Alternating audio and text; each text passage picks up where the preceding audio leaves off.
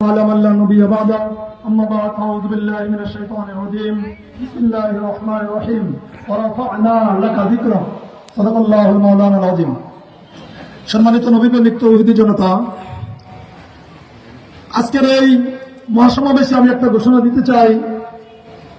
আমাদের বেলকুচির প্রশাসন যারা আছে তাদের কাছে আমাদের আমার ঘোষণা হলো, আমরা তো সেই নবীপ্রেমিক যারা এই আল্লাহ সিদ্দিক মাঠে সুদূর ফ্রান্সে রাসূল করিম সাল্লাল্লাহু আলাইহি ওয়াসাল্লামকে নিয়ে কটূক্তি করা হয়েছে, আমরা প্রতিবাদ জানিয়েছি। দিল্লিতে, ইন্ডিয়াতে প্রতিবাদ রাসূল সাল্লাল্লাহু আলাইহি ওয়াসাল্লামকে নিয়ে কটূক্তি হয়েছে, আমরা প্রতিবাদ জানিয়েছি। আমরা এই বেলকুচির সন্তান, আমরা কোনোদিন কল্পনা করিনি আমার এই বেলকুচির মতো ইসলাম প্রিয় এলাকায় এখান থেকে আমার রাসূলের ইজ্জতের উপর আঘাত আসবে।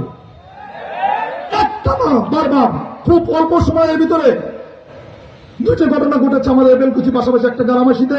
গতকালকে অর্থাৎ পরশুদিন রাত্রে শুভ ঘোষ রাসূল সাল্লাল্লাহু আলাইহি ওয়াসাল্লামকে নিয়ে অশালীন মন্তব্য করেছে এবং রাসেল যেটা করেছে, আমরা শাকিল যেটা করেছে, আমি একটা কথা এখানে বলতে চাই, এই ঘটনাগুলো বিচ্ছিন্ন নয়, এর পিছনে সুদূর প্রসারী হাত আছে। অতএব আমরা বলতে চাই, দায়িত্বহীন ভাষায় ঘোষণা করতে চাই, আমরা ধর্মীয় সম্প্রীতিতে বিশ্বাস করি। আমাদের এই দেশে হিন্দু আছে, বৌদ্ধ আছে, খ্রিস্টান আছে, সব ধর্মের লোক আছে, আমরা মিলেমিশে একাকার হয়ে থাকি।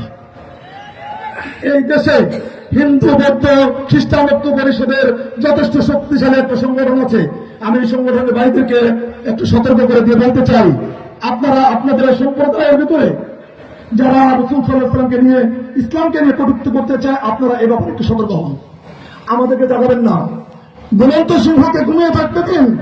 আপনারা তাদের চুলকানি, কান চুলকানির মতো চিন্তা করেন, আমরা এটা মেনে নেব না। এই বেলকুচি, এখানে ওলামায়ে কেরামের ঘাঁটি, এখানে মসজিদের ঘাঁটি, এখানে ইসলামের ঘাঁটি, এখানে আমরা কোন নাস্তিত্ব সহ্য করব না। এই জন্য প্রশাসনের কাছে আমাদের জোর দাবি, যারা এখানে করছে দেশে বিদেশে, যেটার থেকে বেলকুচির কোন কুলাঙ্গার যদি রাসূল সাল্লাল্লাহু আলাইহি ওয়াসাল্লামের ইজ্জতকে আঘাত করে, আপনারা এর জন্য যথার্থ ব্যবস্থা নেবেন এবং তাদেরকে শাস্তির সম্পূর্ণ আওতায় নিয়ে আসবেন। এবং আমাদের গভর্নমেন্টের কাছে আমরা জোর দাবি এবং আমাদের মুরব্বীদের পক্ষ থেকে সবসময় দাবি, রাসূল সাল্লাল্লাহু আলাইহি ওয়াসাল্লামকে মান সাব্বা নবিয়্যান ফাকতুলুহু, এই হাদিসকে সামনে রেখে রাসূল সাল্লাল্লাহু আলাইহি ওয়াসাল্লামের কটূক্তিকারীদের জন্য ফাঁসির বিধান এই দেশে বাস্তবায়ন করতে হবে এবং ফাঁসি কার্যকর করতে হবে।